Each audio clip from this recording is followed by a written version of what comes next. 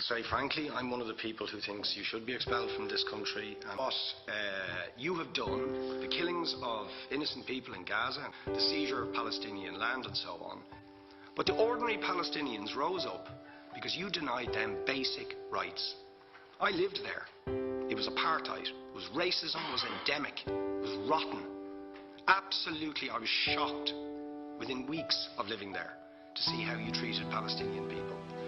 And isn't it the fact that the law of return, which is the basic law of the Israeli state, is a racist apartheid law because it confers rights on Jews that it denies to Palestinians.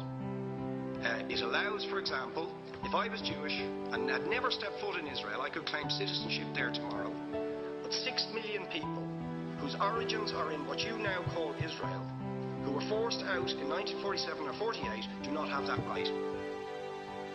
Isn't that part of the reason why the Palestinians are in dispute with Israelis?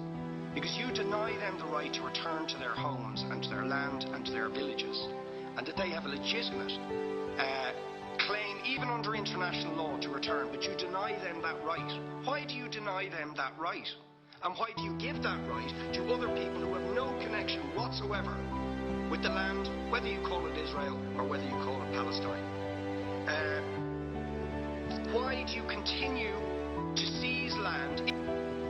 Why do you continue to seize land if you're serious about a two-state solution? Why do you continue to seize land which under that agreement is land designated to be Palestinian land? 500,000 people, you allow that to happen. Why do you allow it to happen? If you're serious about giving this land to the Palestinians, you must. Are you not just taking us, Ambassador, for idiots?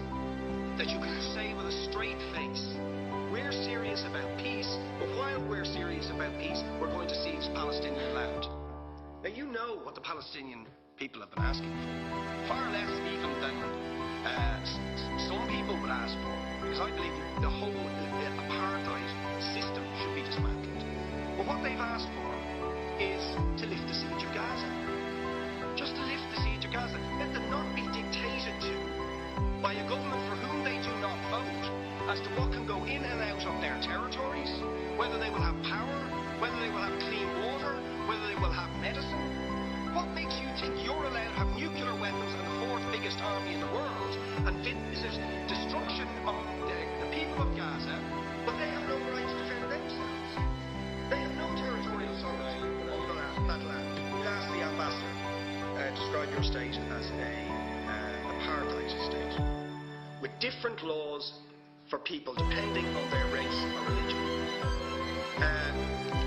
Now, isn't that just the case that, for example, at checkpoints going into the West Bank, there's a channel if you're Israeli or European, and there's a channel if you're Arab. Just because you're Arab.